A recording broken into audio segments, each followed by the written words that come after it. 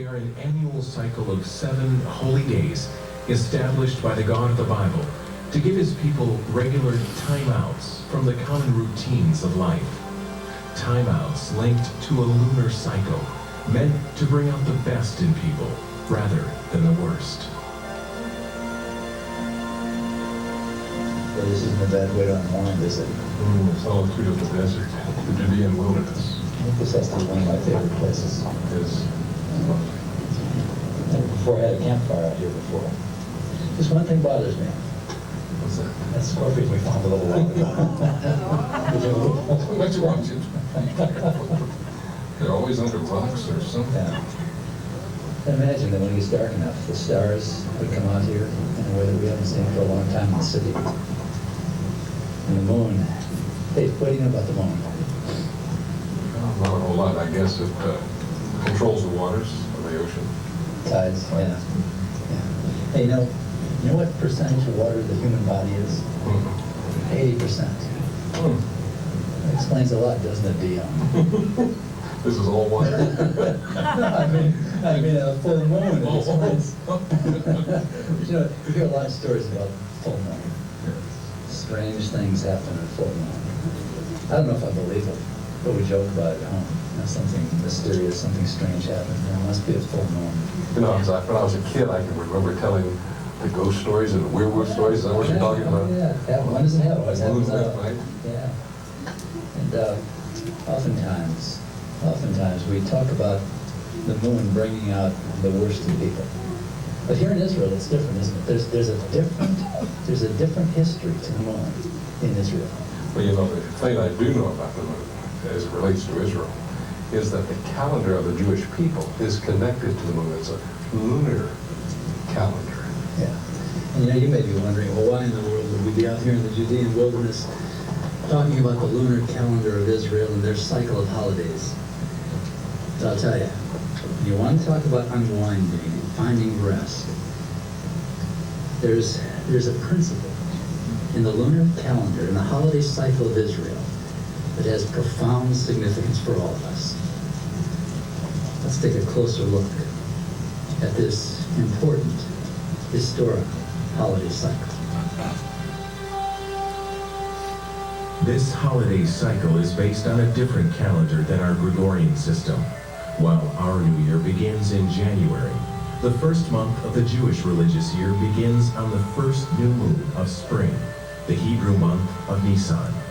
This first month on the Hebrew calendar overlaps our March and April, marking Israel's historic exodus from Egypt. This is the season of Passover. The Bible calls it the month of Aviv. What is this month of Aviv? In modern Hebrew, it means spring. But in the Bible, we know that it means that stage of growth of wheat and barley in which the grain, the stalk, is hard on the outside and already hollow on the inside. Where do we know that from? If you remember the plagues of Egypt, and you remember the 7th plague, which is the plague of hail. And we're told that the barley was destroyed because it was in Aviv, but the wheat was unharmed because it was still soft. So what does it mean? When can barley, which ripens about 7 weeks earlier than wheat, when is grain harmed? When it can break? If the wheat was still soft, like grass, it bends with the hail, it didn't break. So from that we can understand the real meaning of the word Aviv, that it's a stage of growth of the grain when it can be broken. And that it is approximately the same time as what we would today call spring in modern parlance. But quite literally, to observe the month of Aviv is to observe that month in which the barley hardens. And in that month we shall celebrate the Passover to the Lord your God. And of this month of the Passover, we read in the 12th chapter of Exodus, "Now the Lord spoke to Moses and Aaron in the land of Egypt, saying, This month shall be your beginning of months. It shall be the first month of the year to you." We come out of Egypt, out of the bondage of Egypt, with herds of sheep and goats. And where are we? We find ourselves in the Sinai desert, where you can make a go of it. It's a subsistence existence as a shepherd, but if you know where you're going, if you know where to find water, just like Bedouin today, you can hack it. It's also an area where there is no competition for your point of belief. I mean, there you are in this expansive desert, and you have the one God who's guiding you through the desert. There's no problem with it. There's no competition. Helen frankly describes the point at which she believes the chosen people developed a need for an annual holiday cycle to remember the God who brought them out of Egypt. Where did the problems begin? When the children of Israel enter the Promised Land, and here we begin to change from a nomadic tribe to a settled nation, where we have to begin farming in the very difficult ecological reality of Israel and the climatic reality of Israel, there are suddenly problems and threats that we never knew in Sinai. Here you have contrasting elements of weather. Here you have all kinds of other problems in terms of agriculture that the Israelites weren't familiar with before. I always imagine the scene in my head of an Israelite coming here, he's settling down, and he has his Canaanite neighbor telling him, okay, fine, you've been brought out of Egypt by your God, you're going to build a temple to him in Jerusalem, and he's your God of history, but what does he know about the local problems? He's not from around the neighborhood, you know. So why don't you bring little offerings to our local guys? They know what it's all about. To the Baal was the god of rain, and the Tammuz was the god of sun, and the most famous of all, the Ashtoreth, the goddess of fertility. We're not asking you to exchange them, just add them onto the list, because they're local and they know all about all the problems. And it's exactly that problem, that constant temptation to be lured away to serve other gods, that the prophets of the First Temple period fought about all the time. This was the temptation, to be lured away to hedge your bets, okay? To pay premiums to the local insurance companies, because they know what it's all about. And that's where the terrible conflict came, to accept this revolution that says, no, it is one omniscient, omnipotent being. You can't make statues of him. You can't see him. He is the God of history, and he is the God of all of nature. You, the individual farmer, may be caught between the rains and the winds and your problems of pollination and fertilization, but it is all in the hands of this one omniscient, omnipotent God. And you're going to have to accept that on faith. And that's where the drama begins. It was to remember this God of history and harvest that the law of Moses called for an annual cycle of national timeouts. From the mountain of Sinai, the chosen people learned that once in the promised land, they were to pause from the common work and routines of life at pre-appointed times to come to a predetermined place of worship and sacrifice. As the God of Israel prepared to reveal this cycle, he said to his servant Moses, "Speak to the children of Israel and say to them, the feasts of the Lord which you shall proclaim to be holy convocations, these are my feasts. These are the feasts of the Lord, holy convocations, which you shall proclaim at their appointed times." In the days of King Solomon, the focus of these feasts was the Temple of Jerusalem. Before Solomon, Passover and the other festivals were celebrated at a portable tent of worship known as the Tabernacle.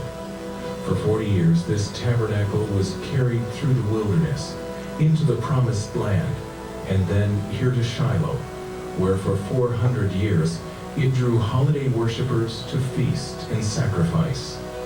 Here, worshipers came to remember that what counts is not merely to believe in God, but to remember the God who formed Israel as a witness to himself. God said to the Jewish people, I want you as a spiritual people.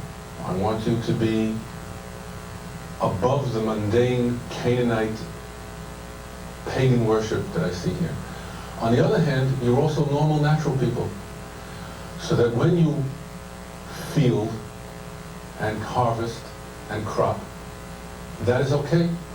But you have to bring something to my tabernacle and later on to my temple, where at least once a year, at least maybe even 3 times a year if you're close enough to come, but at least once a year, come and show me that we still have a link, that while you work the land, while you till the land and you get involved in your own personal materialistic existence, don't forget you have to come back to me. Every once in a while, show me what you've done. Express to me that spirituality that can only be done by making an interruption in your life, by leaving your family or taking your family on a trip through the hills and coming up to a place like Shiloh, camping out for a few days, being together with the rest, either your family or friends. And in that way, he created a sort of a back and forth movement. While neither tabernacle or temple remain today, the holidays of God continue to be at the heart of Jewish life. Since the times of ancient Israel, the feasts of Israel have been important days for family and friends. From the spring festivals of Passover to the harvest holidays of Tabernacles, these timeouts provide not only rest and remembrance, but memories of a lifetime. To me, Pesach was the most wonderful festival. First of all, I had a beloved grandpa, which meant that we could go and stay with my grandparents. And all the family were together, and all the cousins were together. And I remember the first time I was allowed to say the 4 questions. And it was such a thrill. It was the first time, and everybody had to listen to me. And I'd listen to all my... One of the things that stands out in my mind was getting rid of the bread in the house. The night before Pesach, Passover, my father would put so many pieces of bread around, and then early in the morning we'd have to go and look for them, and he had a feather in a box, and he'd shovel it all into this box, and there would be children. We have beautiful services, the synagogue in which I played around. It was a beautiful cantor and beautiful choir and everything, and it made a tremendous impression. Once we see that the holidays of Israel are not just a matter of tradition, but that they're rooted in an important agricultural cycle tied to significant historic events, the next question is, so what? What meaning does this cycle have for us today? And the answer, interestingly enough, may depend on whether you're looking at it from a Christian or Jewish perspective. The purpose of these holidays is not to remember something that happened long ago, not to observe an event, however important, in a national calendar or even on a universal level, that transpired many, many generations ago. That is true, and that event, whichever it happens to be it, for example, Shabbat, the Sabbath, the creation of the world, or be it the Exodus from Egypt, that event happened, and that event continues to shake the world. But that's not it. That's not the idea for us. The concept is really that in every generation, this is happening all over again. This is recurring. It's a constant thing. When it comes to something like Passover, for example. As we all know, Passover is the commemoration of the Exodus from Egypt. But Egypt exists on many levels, the sages tell us. There is the Egypt of Pharaoh of long ago, where our ancestors were enslaved. And there is the modern-day Egypt, which exists both from without and from within. Each person, Egypt is representative of the evil inclination, which each person has, which each person must combat. And this, in a way, is representative of the whole secret of the Jewish calendar, of the sacred seasons of God, and how it all works out, and how each holiday falls in its place precisely at the time when God, who created man after all, knows when that creation, when his handiwork, a human being needs a certain kind of spiritual insight, a certain kind of spiritual uplifting. That's when these holidays come. Like the verse in the Song of Songs, the voice of my beloved knocks. The holiday comes, the festival comes like a knock on the door. It's a knock of opportunity, if you would. Open up, an opportunity knocks. And the opportunity is to connect completely with this love that God has for us. And the music played a tremendous part in my life, and the music, the cantorial music of the choir, and the atmosphere, and the contents of those prayers. I think anybody who takes up those prayers and reads them must, it embraces expresses the pathos and the joy and the happiness and everything of the Jewish people. I think everybody will wear white clothes, or at least very light colors when it comes to the synagogue. And the synagogue will be very serious, very quiet. Everybody, they will not talk loudly, they will talk very quiet to each other. You have a feeling that they are really thinking about what they have done, what will it be, etc. It's a time that I love very much, but I also am very happy when it is finished. Because we built sukkah, we don't have a balcony, and we built sukkah downstairs, and we live on the 4th floor. We have all our meals in the sukkah. So I have to bring all the food downstairs, and we have it, and then to bring everything. First 3 days it's okay. So these are the times that God gives us for recharging our spiritual energies, kind of recharging our spiritual batteries, and as emphasized or as personified perhaps as a body by the experience of the pilgrimage, dropping everything, this concept of taking off the time to rest, leaving the world of our own selfish endeavors and accomplishments, what we like to refer to as accomplishments, behind, and coming just to be in the presence of God. And when we leave the presence of God, be it in the temple after the pilgrimage, or now in our own homes when the festival leaves us, we have now a new energy level, a new conception of God, we've been clicked into a new state of awareness where we have the power now to navigate through all of the vicissitudes of our Hanjan life, revitalized by the new knowledge that we have, that we've gleaned from the experience of observing the festival. And throughout all of this sometimes frustrating, tumultuous experience of just the stuff of life, God is directly in our midst.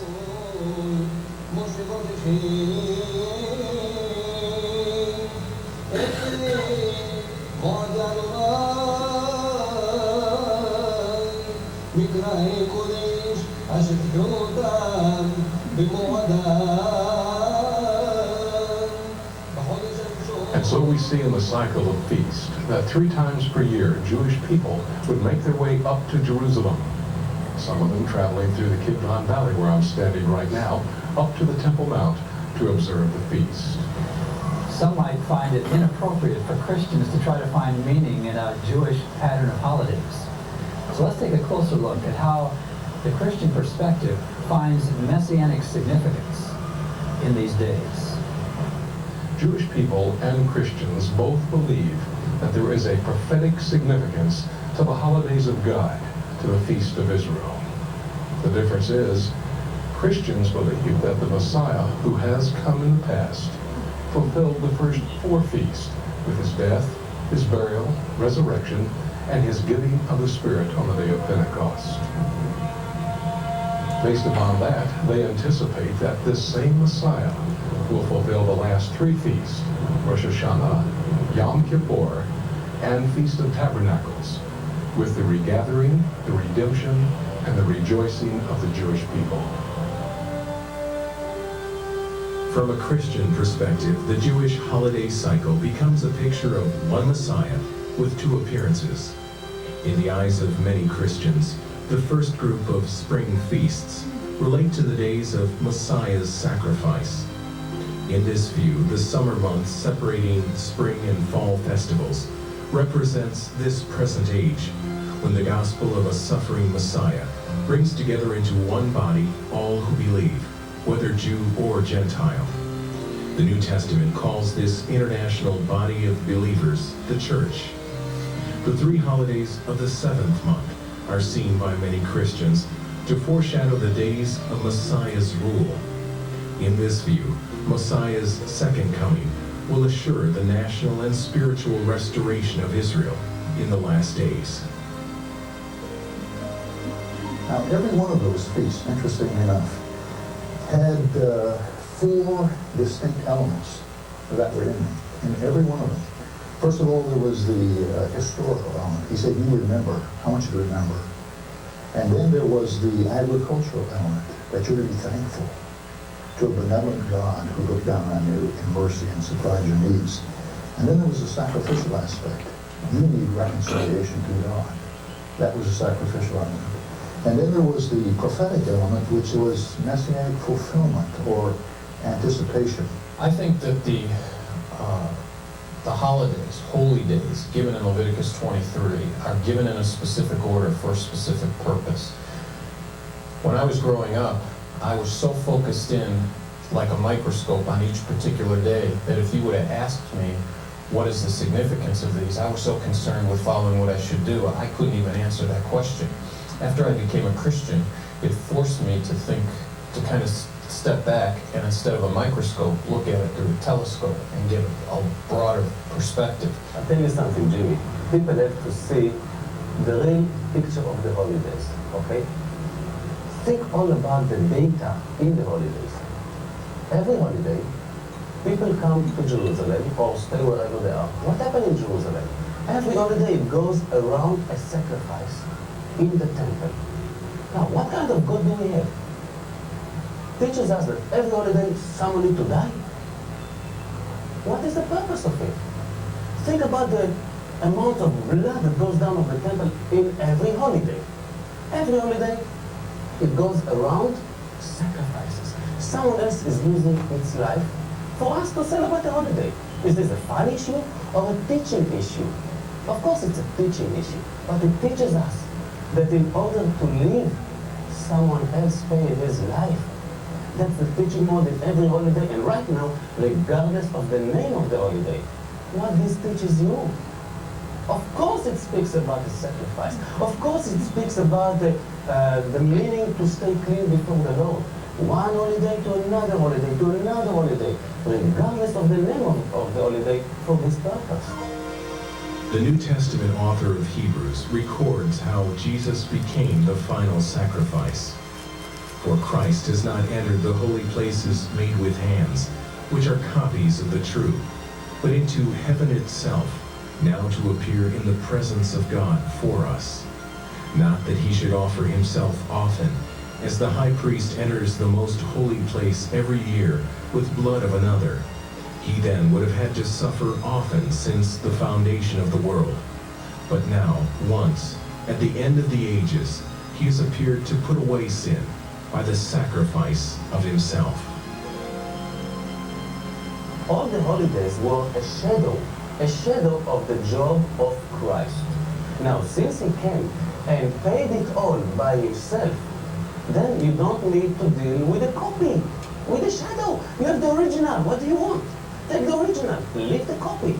This is the idea, and that's what God teaches. That's why I took the temple, not to give you even a reason to do mistake. And then all of those things that were in every feast, inherent in the feast, the element of remembrance, the element of thanksgiving, the element of having a sacrifice, the element of a prophetic fulfillment is ours today, dramatically and dynamically in the Messiah. Christ was offered once to bear the sins of many. To those who eagerly wait for him, he will appear a second time, apart from sin, for salvation. But maybe you're a Christian looking at this, and you say, but what are we saying? These are Jewish feasts. Are we suggesting that Christians should begin celebrating this cycle of holidays? Not in the sense that Old Testament Israel did. Because if you'll remember, the God of Moses indicated that if his people did not come to this city, to Jerusalem, and offer up their sacrifices on the day of celebration, that they would literally be cut off from their people.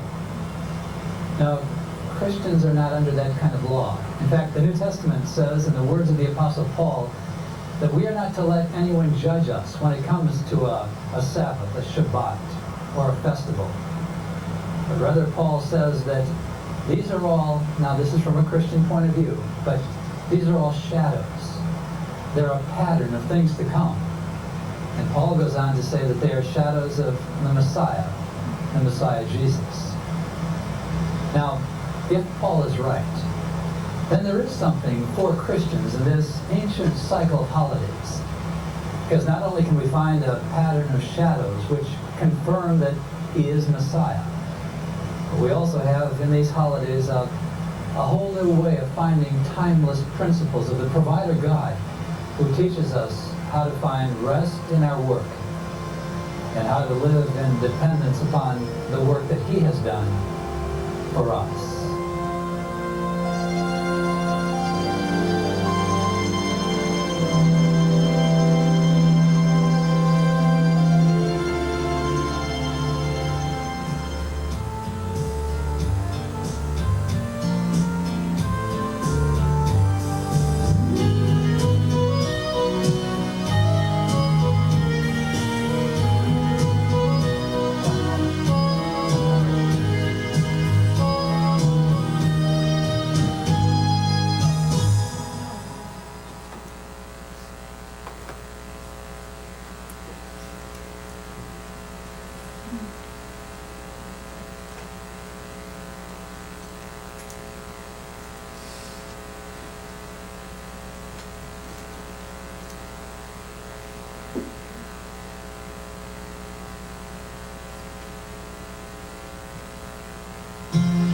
Today in Israel and throughout the Jewish world, the springtime festival of Passover is known as the season of our freedom.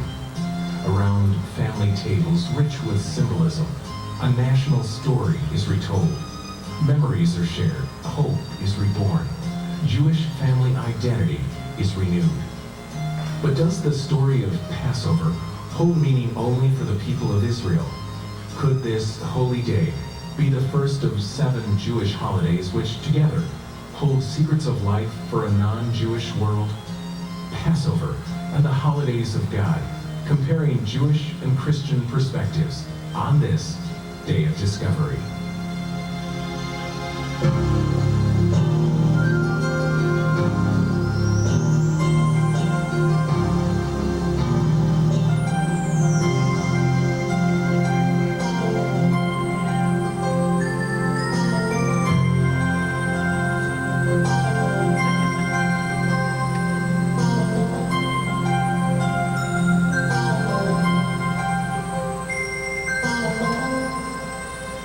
This is the land of the Bible, the modern state of Israel, a nation known for its history, its people, and its land. Israel is also a nation known for its holidays. Visitors sometimes wonder how a nation with so many planned timeouts can get their work done. Yet no other nation has an annual cycle of holidays of such timeless significance. No other nation has as many reasons to pause and remember. 7 of these holidays date from the days of Moses, falling into 2 clusters of spring and fall feast days. All 7 rest on the foundation of the first feast, known as Passover. Passover, a symbolic feast remembering Israel's exodus from slavery in Egypt. Passover, remembering 10 plagues, which showed the power of the God of Israel over the gods of the Egyptians. 10 plagues ending only when an angel of death broke the grip of Pharaoh by taking the life of every firstborn son in every house in Egypt, but passing over every house marked by blood on the doorpost. Passover, remembering a war of the gods, and still speaking to a generation convinced that everything is relative. A generation which believes one God is just as good as another, and that there is little relationship between the past and the present. Hey, Mart! Hey, Mart! Where is he going?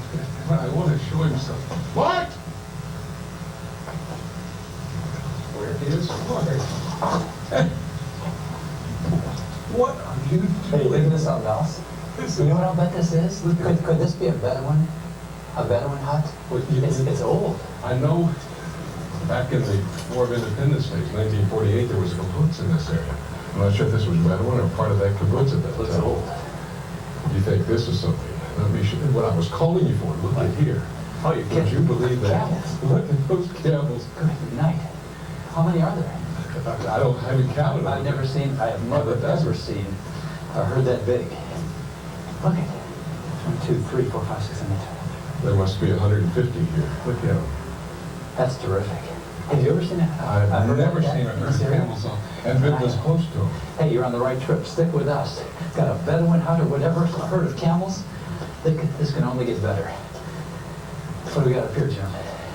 Well, you know, we're in the area of Gilgal, which is the location that the children of Israel, when they came out of Jordan, what is modern-day Jordan, across the Jordan River, out of the wilderness after 40 years, they came to Gilgal. This was the Bible tells us the third of the Passover feast that took place, and it was right here in this area as they came Right across. in this area. Now the children of Israel camped in Gilgal and kept the Passover on the 14th day of the month at twilight on the plains of Jericho. Look down here. A feast in the desert. How's that, Jimmy? Now just try to imagine that there's not 10,000 flies here, okay? Can you imagine that? I can't. Good Lord, it's a plague. What is that? That's the breast of the lamb, bitter herbs, and the unleavened bread. These were the ingredients that were used in the Passover feast. Remember, the Bible tells us that the first Passover took place there in Egypt, the night that the death angel passed over all of those homes that had the blood on the door frames. The second Passover there in the wilderness at Sinai was the time when these people, becoming a nation, would receive their law, a constitution, the Torah. And then for 40 years they wandered through the wilderness, forded the Jordan right out there, in the middle of that valley, made their way here to Gilgal. The Bible tells us that, or at least the Bible records, the third Passover here at Gilgal. Now they have come into the promised land. This new nation, almost 2 million people, their liberty at the first Passover in Egypt, their law, second Passover at Sinai, and the land here, the third Passover in the promised land. So coming across those mountains and down into the valley, children of Israel could have camped. Well, we know they did camp when they rested and they had this feast in the desert here. But maybe you're saying, why in the world would we want to think and consider together this ancient feast of Passover? There's a good reason. Because in the Passover feast, there is a profound spiritual principle that can give rest today to any man or woman who comes to understand the real significance of this ancient feast. So this day shall be to you a memorial, and you shall keep it as a feast to the Lord throughout your generations. You shall keep it as a feast by an everlasting ordinance. If the Passover meal is the central focus of Pesach, or the modern observance of Passover, it's important for us to understand the rich agricultural, historical, and spiritual significance of this modern holiday. According to the Bible, the celebration of Passover began a cycle of holidays carefully timed to correlate Israel's annual harvest cycle with memories of historical and spiritual significance. On the 14th day after the first full moon of spring, Israel was to celebrate the Feast of Passover. Helen Frankley, director of Israel's Biblical Landscape Reserve, explains why the moon played an important role in marking the ancient calendar. The counting indeed was done by the new moons. In other words, you know that the month will begin as soon as you spot the new moon. And it's interesting that in the Bible, the months are numbered. There are no names given in the Hebrew Scriptures, they're numbered. The first month being the month in which the Passover festival occurs. It occurs on the 15th day of that lunar month, which means the full moon. That is the first day of the festival of the Exodus from Egypt. That means that we left Egypt on the evening of the full moon. As Helen goes on to explain, Israel's first annual holiday does more than mark the month of the Passover. It also marks the end of the rainy season. This means that throughout history, The timing of Passover would remind Israel not only of her miraculous deliverance from Egypt, but also of her ongoing dependence upon the heavens for agricultural survival. We have no other source of water but rain. The Sea of Galilee is only a reservoir. In fact, the Hebrew word for the heavens is shamayim, shamayim. That's where the water is. And when the Lord says to us that if we obey His commandments, He will give us the rain in its seasons, the early rain and the late, He's talking about the rainy season of Israel. The rains hopefully start here right after the Feast of Tabernacles. That's when the prayer for rain begins in every synagogue around the world, because that's when Israel needs the rain, starting from, let's say, approximately early October, middle October. The latter rains are the rains that come just before Passover. With Passover is when the rainy season ceases, and the prayer for rain stops, and synagogues all over the world begin the prayer for dew, because in Israel, from Passover on, we don't want the rains anymore, we want dew. With the arrival of spring, the children of Abraham would watch for the next new moon, count 14 days, and then keep a week still known around the world as Passover.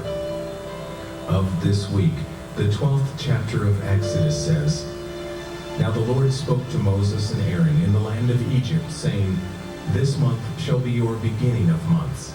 It shall be the first month of the year to you. Speak to all the congregation of Israel, saying, On the 10th day of this month, every man shall take for himself a lamb, according to the house of his father, a lamb for a household. And if the household is too small for the lamb, let him and his neighbor next to his house take it according to the number of the persons. According to each man's need, you shall make your count for the lamb. Your lamb shall be without blemish, a male of the first year. You may take it from the sheep or from the goats. Now you shall keep it until the 14th day of the same month. Then the whole assembly of the congregation of Israel shall kill it at twilight.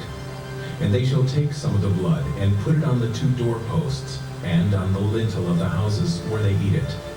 And thus you shall eat it, with a belt on your waist, your sandals on your feet, and your staff in your hand. So you shall eat it in haste. It is the Lord's Passover. For I will pass through the land of Egypt on that night, and will strike all the firstborn in the land of Egypt, both man and beast. And against all the gods of Egypt I will execute judgment. I am the Lord. Now the blood shall be a sign for you on the houses where you are. And when I see the blood, I will pass over you. And the plague shall not be on you to destroy you when I strike the land of Egypt." What is the profound meaning of this national holiday, and why is it so important for you and me to consider it? Well, the answer is dependent on who you're talking to. Let's listen first to the significance that the Jewish community sees in this ancient holiday.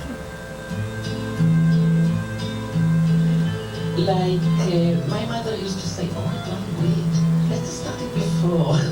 What's the meaning of starting before? So the kitchen she will make like a week before Pesach, she'll make it clean. And we have all together new dishes, not new, different dishes that we hold up somewhere in the cupboards there, that we're taking down and putting in the kitchen. We never use it. I make the special dish for Passover, which is called charoset, which consists of, it's very good. It's supposed to remind you of the mortar that our ancestors worked with in Egypt. And it consists of walnuts and apples and wine. Everybody has a different recipe. It's delicious. So this day shall be to you a memorial, and you shall keep it as a feast to the Lord throughout your generations. You shall keep it as a feast by an everlasting ordinance. As we all know, Passover is the commemoration of the Exodus from Egypt. But Egypt exists on many levels, the sages tell us. There is the Egypt of Pharaoh of long ago, where our ancestors were enslaved. And there is the modern-day Egypt, which exists both from without and from within. Each person, Egypt, is representative of the evil inclination. which each person has and which each person must combat.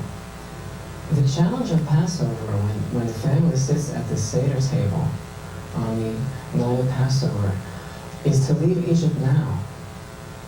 It's not just, well, if we hadn't been liberated from Egypt, we would still be building the pyramids for Pharaoh and this type of thing. The idea is, where am I now? Where am I at now in terms of my recognition of God's kingdom on me and my obligation to God and my being a servant of God? Where am I? Am I still there in Egypt? Am I still back there? Was I left behind? Or can I latch on to the power of this night when the entire host of God left Egypt at midnight exactly? Because the minute that the exile was decreed over, there's no wasting any time. When God says move, you have to move. When that moment came, we were out. Can I do that now? Do I have the personal integrity to be able to do that now? That's what that matzah represents. The ability to subjugate the physical side and the ability to empower the spiritual side of us to dictate the course of our actions. Pesach is the time when the children begin to learn their origins and begin to learn why. And they ask questions, they're entitled to ask questions, and parents are not entitled to say, don't ask me any questions. It's their prerogative. They say to ask questions. And I think there was always a cup of wine on the table in case he should appear, the prophet Elijah. So you had a great glass of wine filled up for him, and the youngest member at the table was asked to go and open the door and maybe to see if he was outside. And I always remember how scared I was in case he was outside the door. He opened the door. This is the holiday of freedom. This is the holiday of freedom, and there's no freedom like freedom from oneself, from one's own evil inclination. As the sages state, the only true man is one who is a servant to the Lord, because it's only when a person is truly in control of his animal instinct, of his evil inclination, of his darker side, that his mind is not clouded, and that he has the proper perspective of what his goals in life are. And that person is a person who can rise along the ladder of perfection to becoming a true, complete person. Rabbi Richmond went on to say that from a Jewish point of view, the symbolic meal of the Passover not only speaks of a past event and a present process of spiritual maturity, it also speaks of a coming day of national redemption. The Passover is a kind of tease, in a way, more than anything, when you're speaking about this context of a bridge, in a way, between past and future. Because the theme of Passover is redemption, and redemption is an open issue in Jewish history. That's one where yet, as they say, the best is yet to come.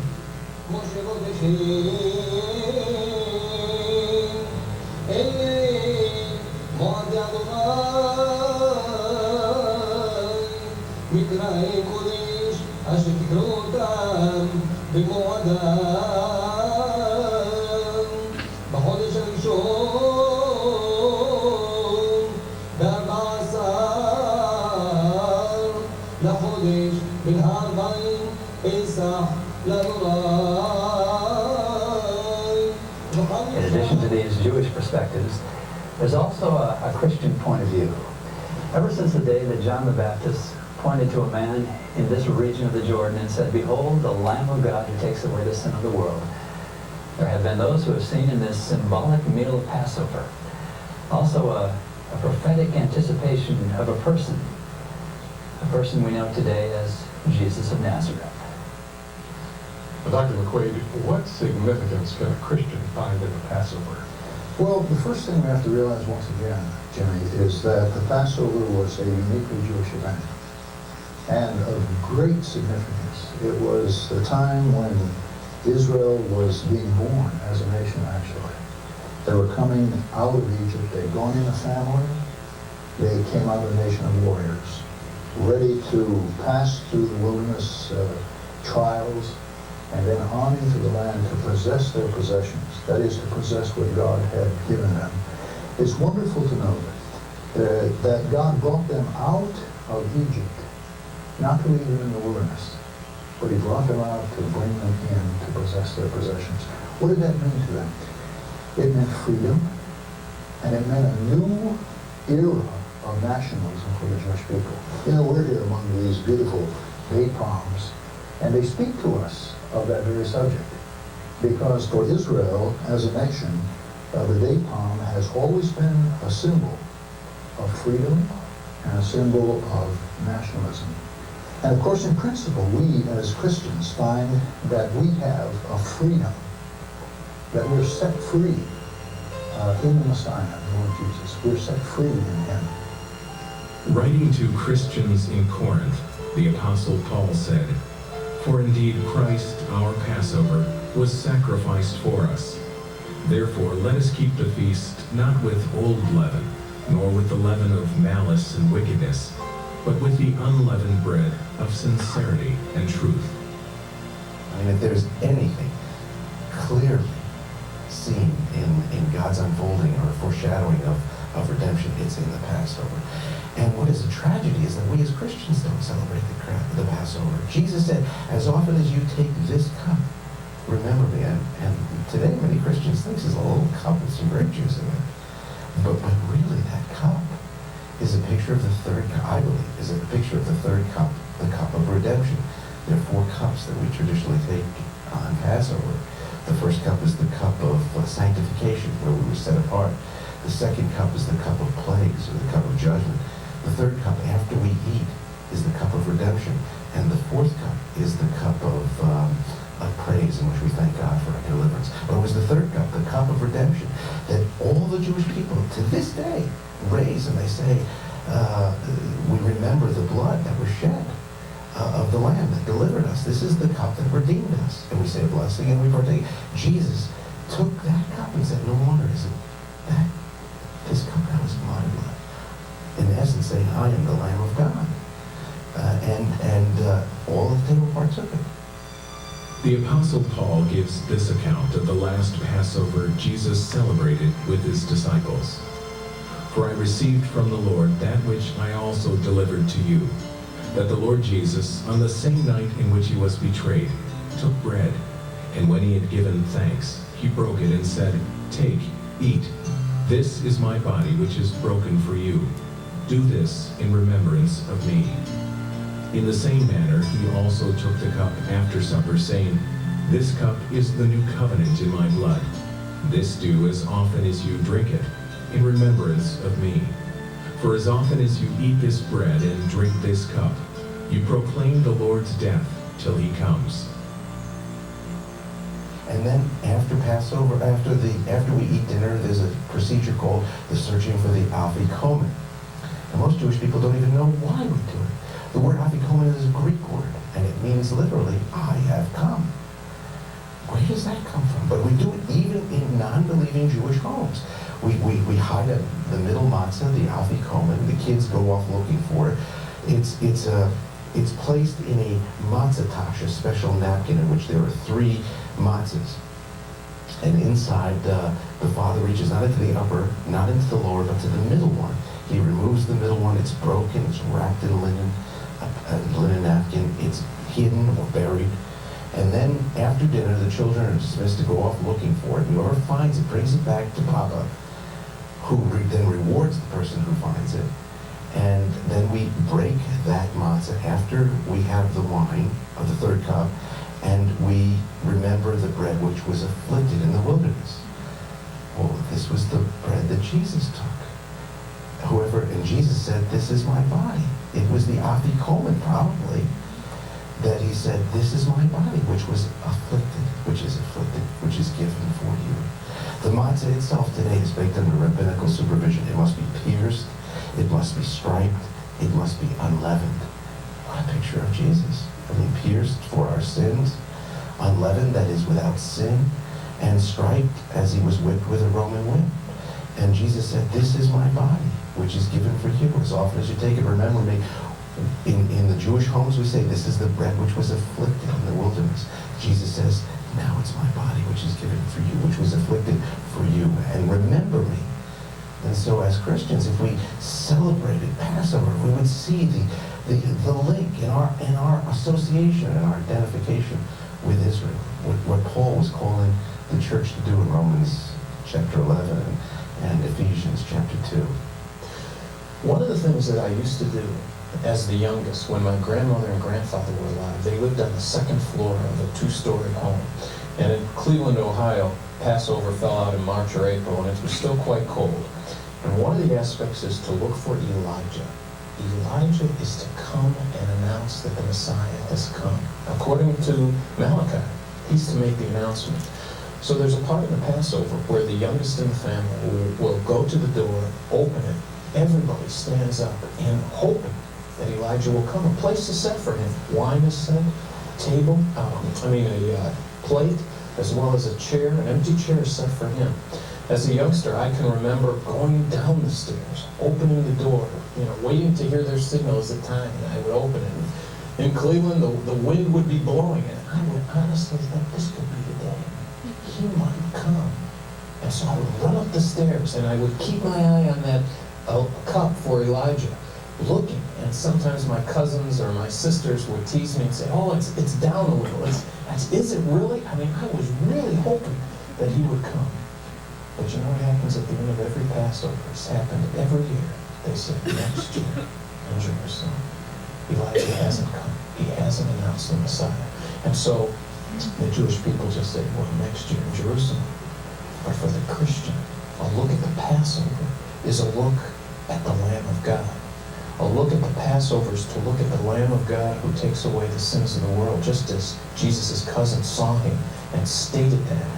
Looking at the celebration of Passover from Jewish and Christian perspectives raises a number of issues, and even some healthy tension. It certainly reminds us of our need to respect and to honor one another in our differences. But there are some very definite things also that emerge that we can be confident of. For instance, as Christians, we owe a tremendous amount to the nation that God used to give us the Passover. The Jewish people have given us the Bible. They've given us a history. And they've given us this enormous, significant memorial that speaks to men and women in every generation. It speaks to those who are oppressed by difficult circumstances. It speaks to those who recognize that they are helpless in and of themselves to release themselves from their bondage. And it speaks to those who are at the point when they desperately need to rest in the truth. Look at this profound Jewish festival. Consider it from a Jewish point of view, consider it from a Christian point of view, and then make up your own mind. Do you see in this festival, as I do, a man who one day looked at those surrounding him and said to them, come unto me, all you who labor and are heavily burdened, and I will give you rest.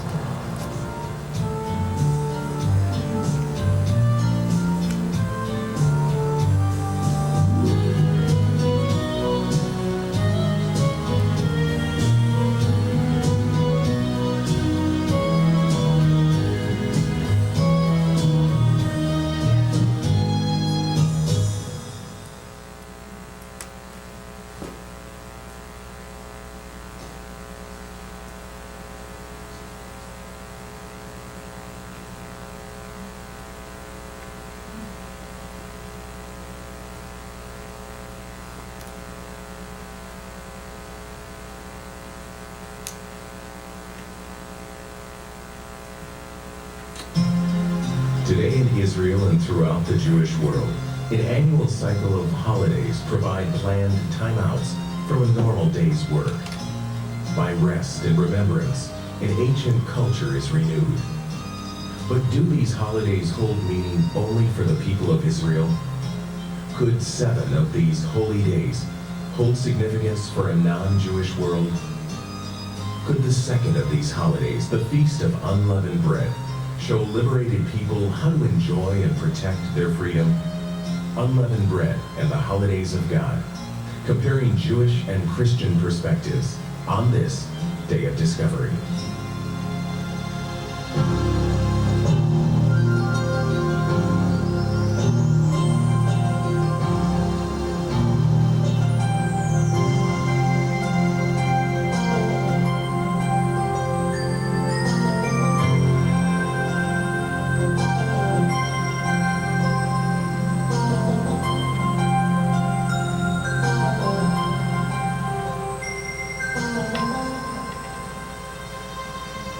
This is the land of the Bible, the modern emerging state of Israel. A nation whose calendar marks not only the important seasons of an agricultural cycle, but also the defining moments of a nation's history. Passover, the first of these feasts, remembers Israel's exodus from Egypt. The second holiday, known as the Feast of Unleavened Bread, is a week designed to remind us that the chosen people were not only called to freedom, but to protect that freedom with a new quality of life. A life symbolized by a special kind of bread.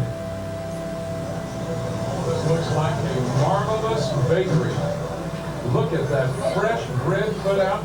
Look at these jelly donuts here. Oh boy, they look good. I want to buy 6 jelly donuts. They're baking it right here. Right out of the oven. Oh boy. What'd you say, 6? 6 jelly donuts. Jimmy, do you agree? What did your wife say? Hey, wait a minute. Gordon, how could you talk? Listen, we can just have 3 apiece. That would be 6 jelly donuts. 3 apiece will do. That's not as bad. Look at this. I need 15 of the peanut. 15 peanut.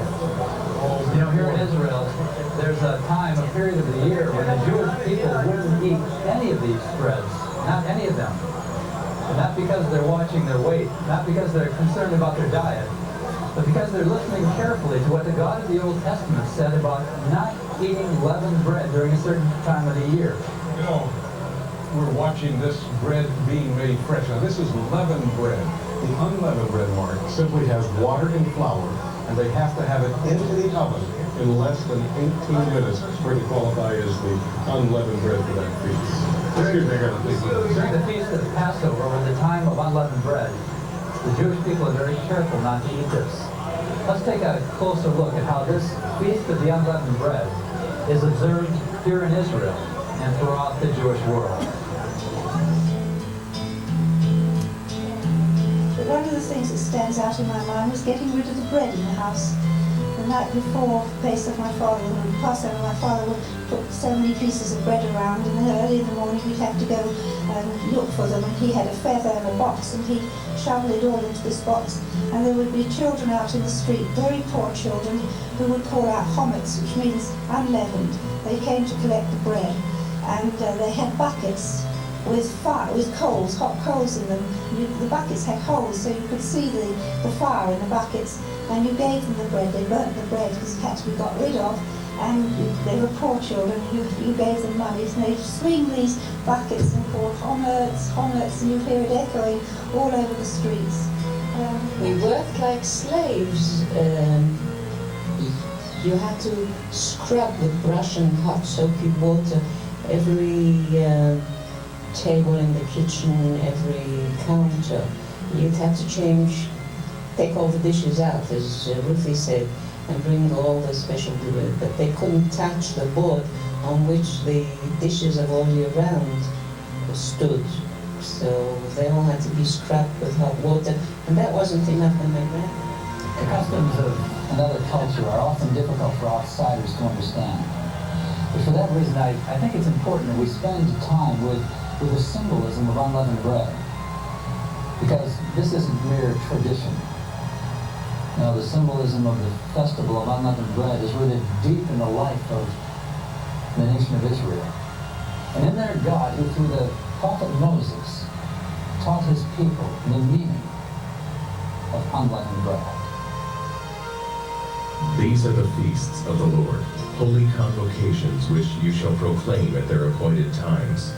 On the 14th day of the first month, at twilight, is the Lord's Passover. And on the 15th day of the same month is the feast of unleavened bread to the Lord. 7 days you must eat unleavened bread. On the first day you shall have a holy convocation. You shall do no customary work on it. But you shall offer an offering made by fire to the Lord for 7 days. The 7th day shall be a holy convocation. You shall do no customary work on it.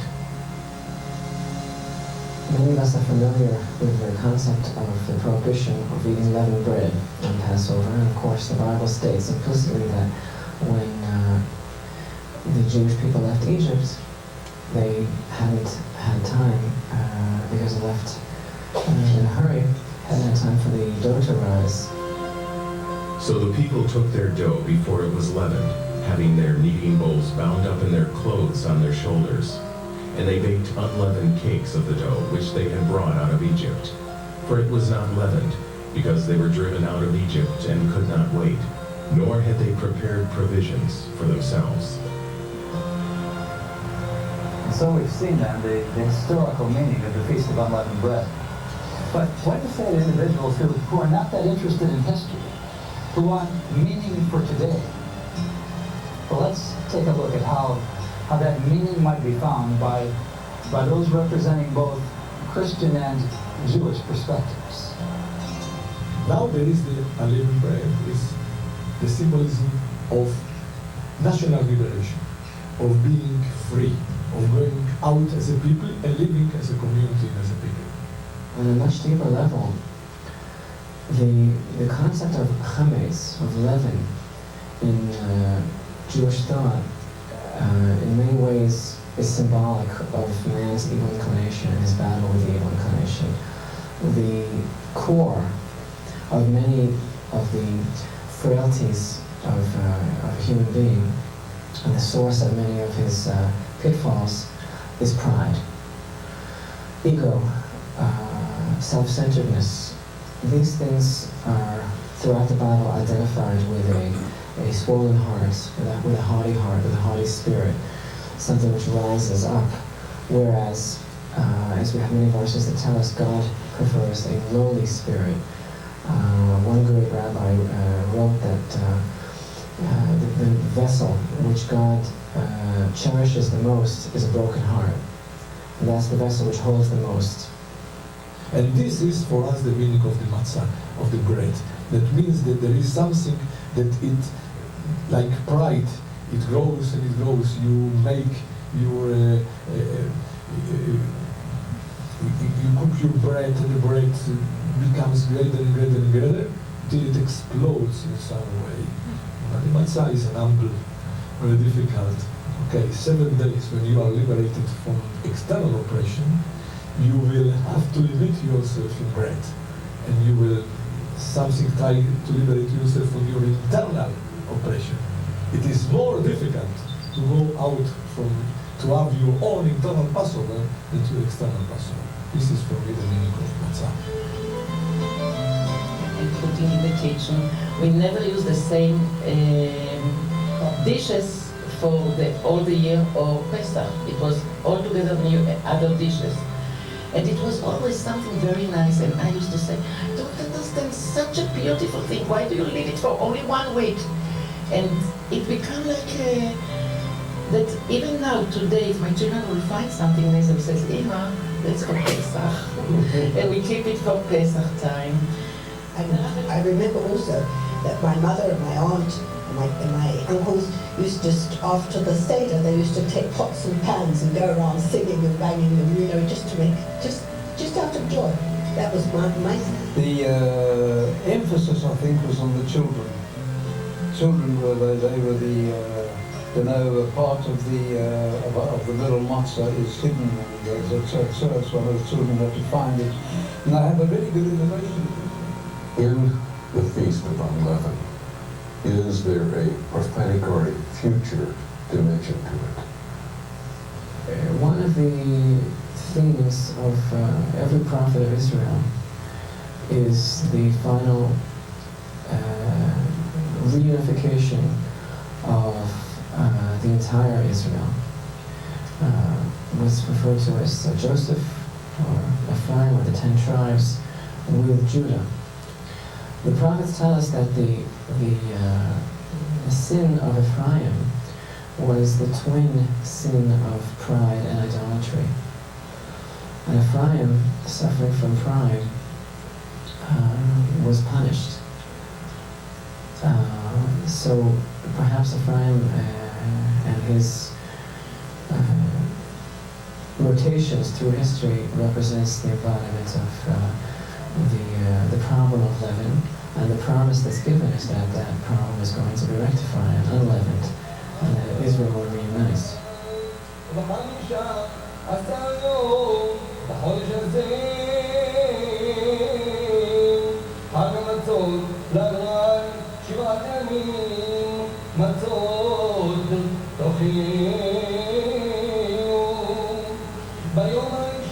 From a Christian perspective, the Jewish holiday cycle becomes a picture of one Messiah with two appearances.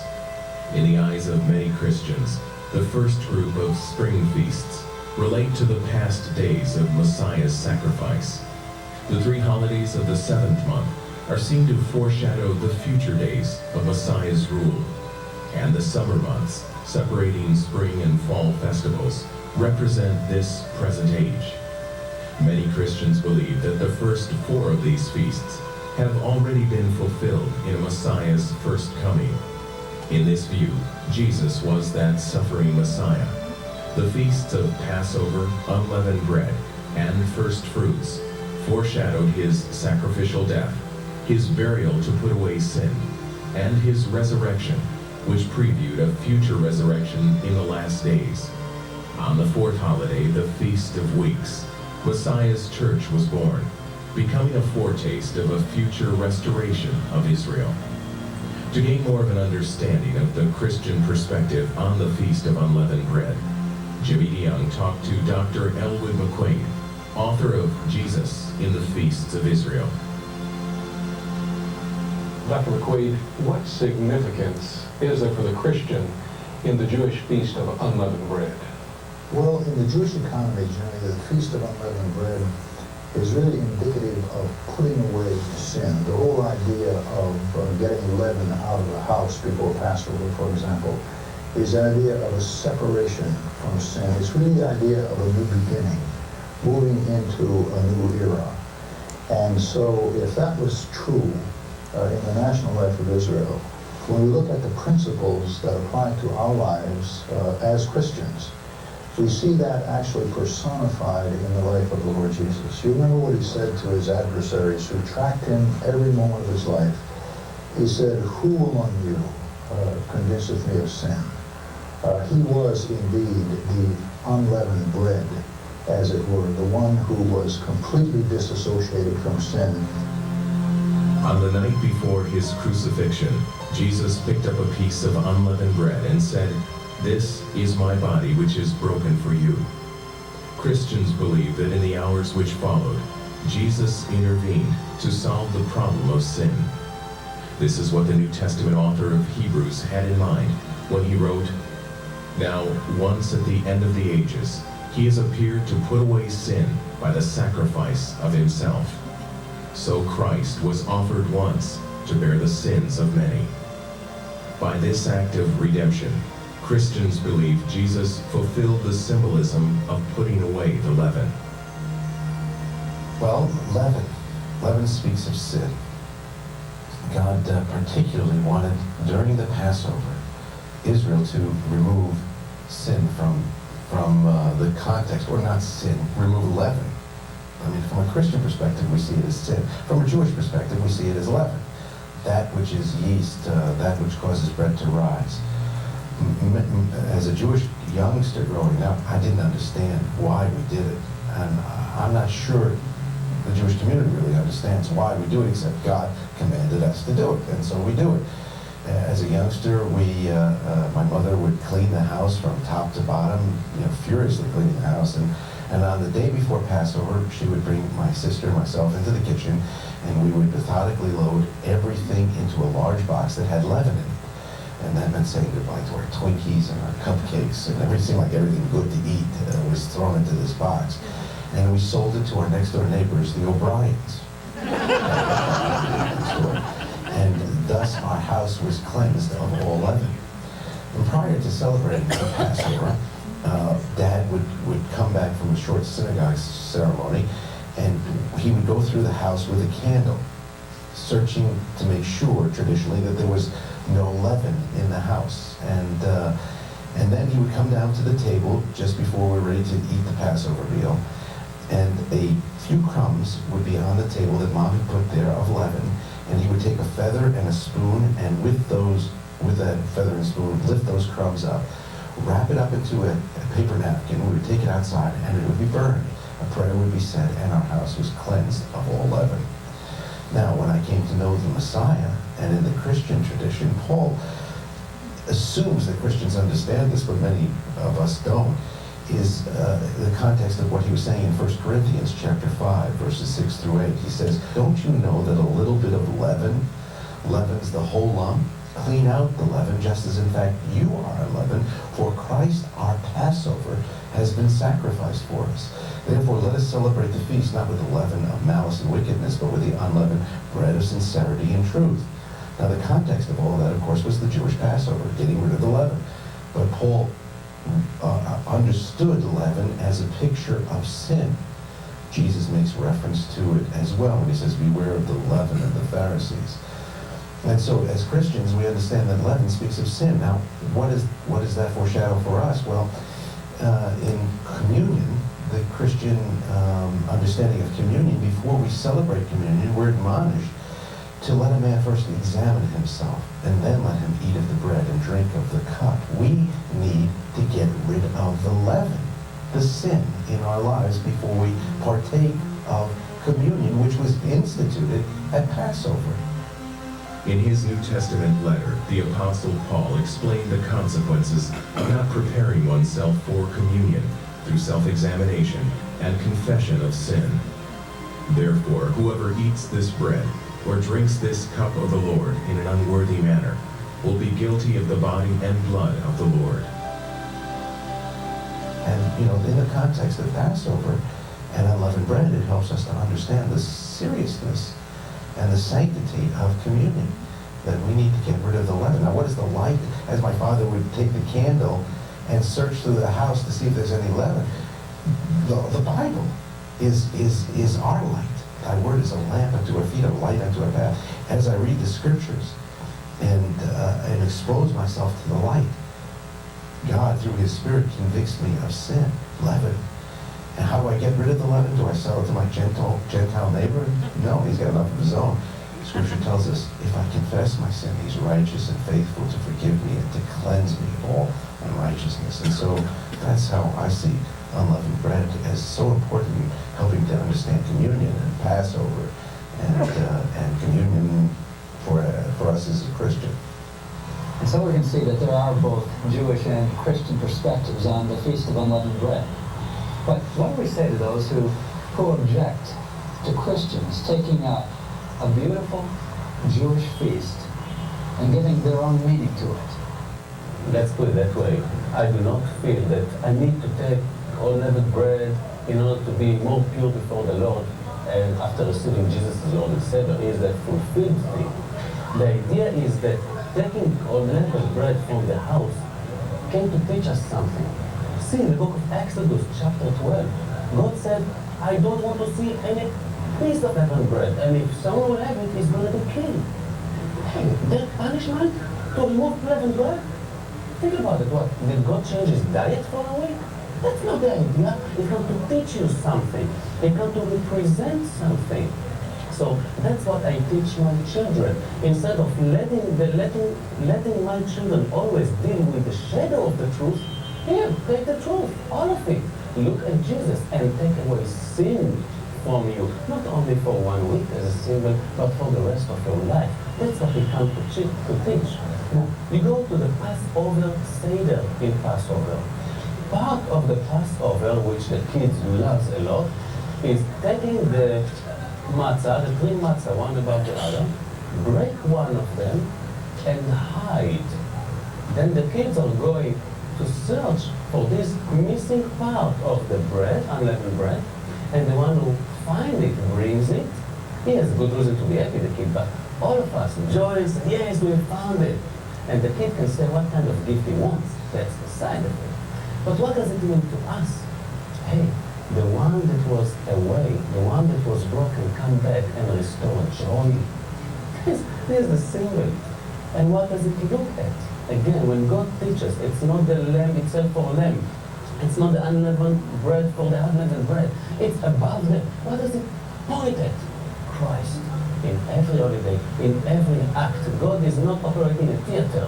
He is teaching his people to come back to him in every moment. What do the rabbis say that unleavened bread represents? That broken bread you're talking about? They said that there's a significance. They said it's part of tradition. What I want to ask them is, how come a Greek word came to it, which is epikoman? Why don't you go and search for this word, which in a sense has more Christian base into it? How this Christian thing came into every Jewish table in Israel in the Feast of Passover. Why is the Greek word in this Passover service, which is in Hebrew? I do not know how it entered, but let go. It's in the hand of God. It's something to search and to look for. How did it enter? If it will be tomorrow in the media, hey, the epikoman, it's a Greek and it's Christian. I wonder if next Passover people will do it again or find another word for it, you know? Is there any logic in thinking that the cycle of the feast follows so closely together with the first three? You have Passover, you have unleavened, then you have first fruits. Is there any significance in that? Well, I think there's tremendous significance in that. If you're looking at Christ as the Passover sacrifice for us, he went into the grave. This is almost a 3-in-1 proposition, where it's one feast, and yet there are 3 segments to it that have very dynamic meanings, each in themselves. Christ being crucified, going into that grave, and then 3 days later on first fruits coming forth in the resurrection and resurrection glory. So yes, I think there's prophetic significance in it that was fulfilled once again in the Messiah. So from a Christian perspective, the Feast of Passover presents Jesus as the sacrificial lamb. In the Feast of Unleavened Bread, Jesus removes the guilt of sin and calls his people to a new quality of life. In the Feast of First Fruits, Jesus, through resurrection, became the promise of a future resurrection harvest of all who have trusted him for life. And so we consider today some Jewish and Christian perspectives on an ancient Jewish feast, the holiday of unleavened bread, a feast that is closely associated with the Feast of Passover. As I've thought about what we've been hearing together, I've been impressed to think that these perspectives are, in a sense, like these 2 walls that join together around the old city of Jerusalem. Both walls are distinct from one another, and yet at this point they converge and have much in common. And so the Jewish and Christian points of view on unleavened bread share much that is in common. Both emphasize that the God of Israel is far too good of a God to allow his people to remain in their sin. When he delivered Israel from Egypt, he made it clear through the symbolism of unleavened bread that he wanted a break in continuity. He wanted his people to live a new life, free from the contamination of the idols of Egypt. The Christian point of view sees this and emphasizes it, and realizes that in order for the people of God in any age to be able to rest in their God and to find freedom in him, there has to be an acute awareness of the dangers of pollution, of contamination, of anything that would draw our hearts away from faith in the one true God. And so this feast, which is so closely connected to Passover, remains today as one that both Judaism and Christianity sees profound meaning in. But now, let's take it a step further. If we look at this feast from the Christian perspective, if Jesus was the Messiah of Israel, if he fulfilled, in a very real sense, the holidays of God and the feast of Israel, if he was the Passover lamb who offered himself up for the sins of his people to once and for all pay for sin, and if he then in turn became unleavened bread for his people, who in deliverance, enables his people to be free of their sin. Then from a Christian point of view, what a beautiful picture we have in these two feasts that are so intimately linked together. And then take it a step further. Because within just a few days of one another, we have three feasts: Passover, unleavened bread, and the Feast of First Fruits. And again, from a New Testament point of view, we find the Apostle Paul saying that Jesus the Messiah became our first fruits as well. Not only our Passover and our unleavened bread, but our first fruits. When he rose from the dead to become a promise of the future resurrection to come. Yes, there is much in common between these 2 points of view. But if Jesus was the Messiah, then there is a whole new dimension of rest that can be found in the one who one day looked at his disciples and said, "Come to me, all you who are laboring and are heavily burdened, come to me, and I will give you rest."